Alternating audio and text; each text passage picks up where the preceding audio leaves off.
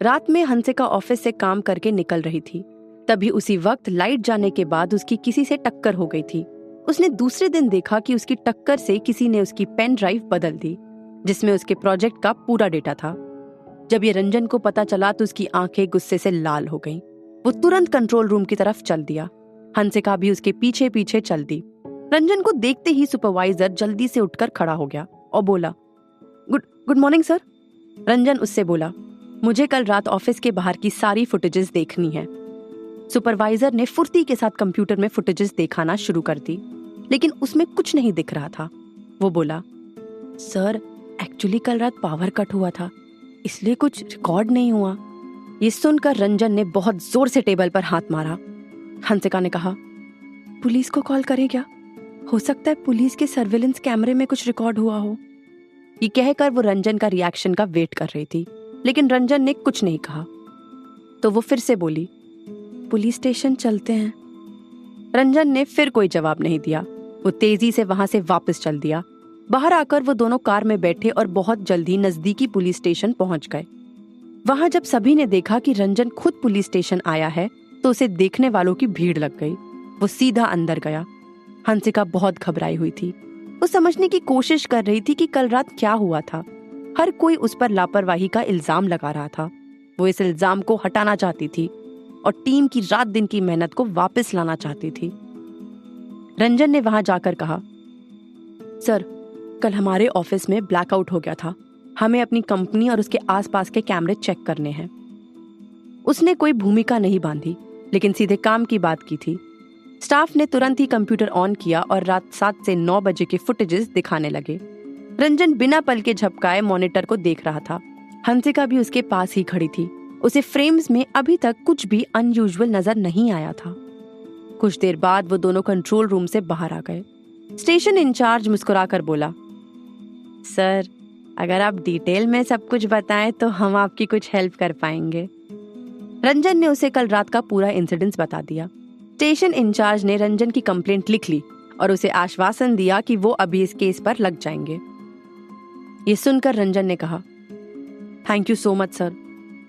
ये सुनकर आसपास खड़े सभी पुलिस वाले उसकी तरफ देखने लगे। उन्होंने कभी सपने में नहीं सोचा था कि रंजन जैसे इतने बड़े आदमी को वो इतने पास से देखेंगे। स्टेशन इंचार्ज ने कहा, अरे सर इसमें थैंक यू कहने की क्या जरूरत है, ये तो हमारी जिम्मेदारी है। ये पूरा एरिया हमारे थाने के अंडर आता है। हम छानबीन करके जल्द से जल्द आपको सारी जानकारी दे देंगे, आप टेंशन न लीजिए। ये कहते कहते उसकी नजर रंजन के पास खड़ी हुई हंसिका पर गई। हंसिका ने उससे पूछा, क्या कल यहाँ कोई मेंटेनेंस का काम चल रहा था? उसकी बात सुनकर स्टेशन इंचार्ज ने कहा, मैं कुछ समझा नहीं मैडम। इस पर रंजन ने कहा, कल रात अचानक से पावर ऑफ हो गया था, इसलिए जानना चाह रही थी कि लाइट मेंटेनेंस के काम की वजह से गई थी या फिर किसी ने जानबूझकर सप्लाई बंद की थी। स्टेशन इंचार्ज ने कहा, मैडम इस बारे में तो हम आपको इन्वेस्टिगेशन के बाद ही कुछ बता पाएंगे। वो बोली, मुझे तो लग रहा है कि काला कपड़ा पहने हुए जो आदमी फुटेज में दिख रहा था शायद उसी का ये काम होगा। ये सुनकर रंजन ने कहा, चलो अब चलते हैं। ये कहकर वो हंसिका का रिएक्शन देखे बिना वहां से चल दिया। उसके साथ साथ हंसिका और स्टेशन इंचार्ज भी बाहर चल दिए। स्टेशन इंचार्ज वापस आकर अंदर बोला, एक तो इन अमीरों को रोज कोई ना कोई मुसीबत आ जाती है। इस थाने में काम करने का मतलब है अमीरों की जी हुजूरी करते रहना। हाँ। वो बाकी पुलिस वालों की तरफ देखकर बोला, अब तुम लोग खड़े खड़े क्या कर रहे हो? जाओ जल्दी से काम पर लग जाओ, नहीं तो ये लोग अभी आईजी साहब को फोन कर देंगे। उसकी बात सुनकर सभी वहां से चले गए। काले कपड़ों वाला आदमी कौन हो सकता है? वो जो इतनी प्लानिंग के साथ तुमसे टकराया था। रंजन कार ड्राइव करते हुए बोल रहा था। इस पर हंसिका ने कहा, ये सब मेरी ही गलती है, मुझे इतना केयरलेस नहीं होना चाहिए था। रंजन उसके सर को सहलाते हुए बोला, इतना प्रेशर मत दो दिमाग को, पुलिस की इन्वेस्टिगेशन कंप्लीट होने का वेट करो। उसकी बात सुनकर हंसिका ने सर हिलाकर हाँ कहा। उसे काले कपड़े वाले आदमी को जानने की बहुत जल्दी हो रही थी। इस इंसिडेंट के बाद सभी हंसिका को अजीब सी नजरों से देखने लगे थे, उस पर कमेंट्स पास करते थे, लेकिन हंसिका किसी से बहस नहीं करती थी और ना ही कोई सफाई पेश करती थी। वो जानती थी कि कंपनी का इम्पोर्टेंट डेटा चोरी हो जाना बहुत ज्यादा बड़ी बात है और इसमें उसकी लापरवाही भी शामिल थी। इस इंसिडेंट को करीब 1 हफ्ता गुजर गया था और इस 1 हफ्ते में रंजन कई बार पुलिस स्टेशन गया था। उसे प्रोजेक्ट की बहुत चिंता थी, साथ ही साथ उसे हंसिका की इमेज की भी चिंता थी, क्योंकि वो इस प्रोजेक्ट को लीड कर रही थी। हर कोई उसे क्रिटिसाइज कर रहा था, इसलिए उसका मूड बहुत ऑफ था। शाम को अपना काम खत्म करके रंजन ने अपना लैपटॉप बंद कर दिया। उसे बहुत थकान महसूस हो रही थी। पिछले कुछ दिनों में वो बहुत ज्यादा बिजी था। वो कुछ देर टेबल पर सर रखकर सोना चाहता था और इसके लिए उसने टेबल का सामान आगे शिफ्ट कर दिया। उसने दोनों हाथ टेबल पर रखकर अपना सर उन पर रखा ही था कि तभी उसके फोन पर एक कॉल आया।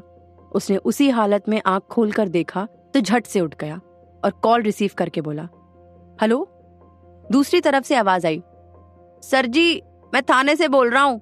आपके केस की इन्वेस्टिगेशन पूरी हो गई है। हमें कुछ इंपॉर्टेंट इन्फॉर्मेशन मिली है। हम आपको फोन पर नहीं बता सकते हैं, आपको थाने आना होगा।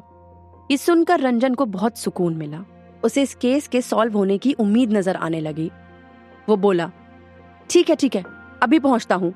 ये कहकर वो तुरंत वहां से चला गया। उसने किसी को भी नहीं बताया कि वो कहाँ जा रहा है, हंसिका को भी नहीं।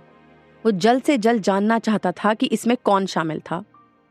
वहीं दूसरी तरफ ऑफिस में हंसिका फाइल्स का बड़ा सा गटर उठाकर अपने केबिन में ले जा रही थी, लेकिन वहां कोई भी उसकी हेल्प करने के लिए आगे नहीं आया। पिछले कुछ दिनों में उसे स्टाफ के इस बिहेवियर की आदत पड़ गई थी। जब से गेम का डेटा चोरी हुआ था, सबने उससे दूरियां बना ली थी। उसकी नजर रंजन के केबिन के बाहर पड़े एक पेपर पर गई। उसने उस पेपर को उठाकर देखा, लेकिन उसे समझ नहीं आया कि वो क्या है। उसे ये नहीं पता था कि ये किसी काम का है या नहीं। रंजन के केबिन का डोर थोड़ा सा खुला हुआ था। उसने आवाज दी, रंजन सर, लेकिन अंदर से कोई आवाज नहीं आई। तो वो अपने केबिन में वापस जाने के लिए जैसे ही मुड़ी, उसके सामने सुशील आकर खड़ा हो गया। उसने बताया कि रंजन को कहीं गए हुए काफी वक्त हो गया है, वो अभी तक वापस नहीं आए हैं। ये सुनकर वो वापस अपने केबिन की तरफ चली गई। हंसिका जैसे ही केबिन में जाने वाली थी, उसी वक्त उसकी नजर सामने से गुस्से में आते हुए रंजन पर पड़ी। रंजन को बहुत गुस्से में देख सभी लोग हैरान थे। किसी को उससे कुछ पूछने की हिम्मत नहीं हो रही थी। वो सब एक दूसरे की तरफ देख रहे थे। तभी अतुल अपने केबिन से बाहर आया और हंसिका को घूरकर देखने लगा। रंजन ने उससे कहा, come to my cabin now.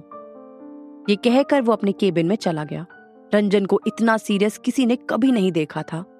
Atul उसके पीछे पीछे केबिन में चला गया। रंजन अपनी चेयर पर बैठ गया और अतुल उसके सामने खड़ा हुआ था। उसका दिल बहुत तेज तेज धड़क रहा था। उसे समझ नहीं आ रहा था कि अचानक से रंजन ने उसे क्यों बुलाया। वो घबराया हुआ लग रहा था। उसे देखकर लग रहा था जैसे उसके मन में कोई चोर है। वो बोला, सर, आपने मुझे बुलाया था? उसकी आवाज एकदम नॉर्मल थी। उसने अपनी घबराहट को चेहरे पर नहीं आने दिया। अगर रंजन के हाथ में एविडेंस नहीं होता तो वो कभी भी उस पर शक नहीं करता। वो कुर्सी पर पीछे की तरफ लेट सा गया और अतुल की तरफ देखकर बोला, आप इस कंपनी में कितने सालों से काम कर रहे हो?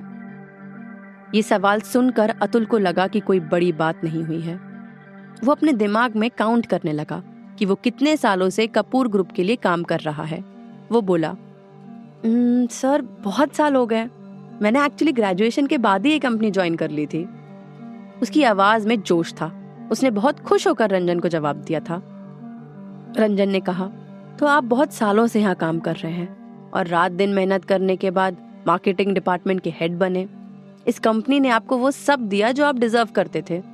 इसमें कोई शक नहीं है कि आप टैलेंटेड और हार्ड वर्किंग है, लेकिन मुझे ये उम्मीद नहीं थी कि आप इस कंपनी के साथ गद्दारी भी करते हैं।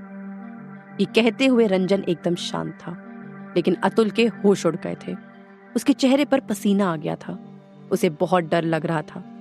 वो रंजन को अब सब कुछ बता देना चाहता था। उसने कुछ बोलने के लिए अपना मुंह खोला ही था कि रंजन ने टेबल पर रखे हुए सर्विलेंस के पेपर्स उसके चेहरे की तरफ उछाल दिए। अतुल ने तुरंत अपना मुंह बंद कर लिया। वो समझ गया था कि अब उसका कुछ भी कहना बेकार है। वो बोला, सर, मैं मानता हूं कि मैंने हंसिका का डेटा लिया था, लेकिन सर, मैंने वो किसी कंपनी को नहीं बेचा। मैं बस हंसिका को दबाना चाहता था। मैंने डेटा किसी कंपनी को नहीं बेचा, सर। रंजन के सामने उसके सारे एक्सक्यूजेस बेकार थे। उसने डेटा किसी को बेचा या नहीं बेचा, इस बात पर उस पर कोई फर्क नहीं पड़ रहा था। वो अब किसी भी कीमत पर इस तरह के आदमी को अपनी कंपनी में बर्दाश्त नहीं कर सकता था। वो बोला, मिस्टर अतुल, आज तुम्हारा इस कंपनी में लास्ट डे है। कल से तुम्हें यहाँ आने की कोई जरूरत नहीं है। सुशील को ये सब हैंडओवर करो और यहाँ से इसी वक्त चले जाओ। ये कहकर उसने चेयर को पीछे घुमा लिया और विंडो की तरफ देखने लगा। अतुल अभी भी वहां खड़ा हुआ था। उसे यकीन नहीं हो रहा था कि जिस कंपनी में उसने इतने साल काम किया वो इस तरह से वहां से फायर किया जाएगा। वो रंजन से माफी मांगना चाहता था, उससे बात करना चाहता था, लेकिन उसकी हिम्मत नहीं पड़ी। वो समझ चुका था कि उसका खेल अब खत्म हो चुका है। He was finished। वो चुपचाप खड़ा हुआ था। वो मन ही मन सोच रहा था, ये सब उस हंसिका की वजह से हुआ है। ना वो इस ऑफिस में आती और ना आज मुझे ये दिन देखना पड़ता। उसे हंसिका पर बहुत गुस्सा आ रहा था, लेकिन वो अब कुछ नहीं कर सकता था। रंजन जब पलटा तो अतुल अभी भी वहां खड़ा हुआ था। वो बोला, अब यहाँ खड़े खड़े क्या कर रहे हो? निकल जाओ यहाँ से। इस कंपनी में गद्दार के लिए कोई जगह नहीं है। ये सुनकर अतुल का चेहरा उतर गया। उसने सपने में भी नहीं सोचा था कि उसके काम की तारीफ करने वाला रंजन एक दिन उसे इस तरह से बेइज्जत करेगा। उस समय सुशील ऑफिस के अंदर आ रहा था। तभी उसके फोन पर एक मैसेज आया, जिसे देखकर वो तेज कदमों से ऑफिस के अंदर चला गया और कुछ ही पल में रंजन के केबिन में पहुंच गया। वो वहां का सीन देखकर समझ गया था कि वहां क्या हुआ होगा। फर्श पर कागज बिखरे पड़े थे। अतुल सर लटकाए खड़ा हुआ था। उसने जल्दी से जमीन पर बिखरे हुए पेपर्स उठाए और अतुल से कहा, जैसा सर ने कहा है वैसा ही करो। अतुल को लगा था शायद सुशील उसकी तरफ से कुछ बोलेगा, लेकिन उसकी बात सुनकर अतुल की आखिरी उम्मीद भी टूट गई। वहीं तब तक रंजन के केबिन के बाहर सारा स्टाफ इकट्ठा हो गया था। अतुल के पास अब वहां से जाने के अलावा और कोई रास्ता नहीं बचा था। उसने डोर खोला और सर झुकाकर बाहर निकला तो तभी सब उसे देखने लगे। हंसिका भी उसे बड़े गौर से देख रही थी। बाहर किसी को ये नहीं समझ आया कि अंदर क्या चल रहा था, लेकिन अतुल को देखकर वो समझ गए थे कि कोई सीरियस बात हुई है। कुछ देर बाद अतुल ने अपने केबिन से सारा सामान कलेक्ट किया और हंसिका को घूरता हुआ ऑफिस से बाहर चला गया। उसके दिल में हंसिका के लिए बहुत नफरत भरी हुई थी। क्या अतुल हंसिका से इन सब का बदला लेगा? जानने के लिए सुनते रहिए Insta marriage, only on pocket FM।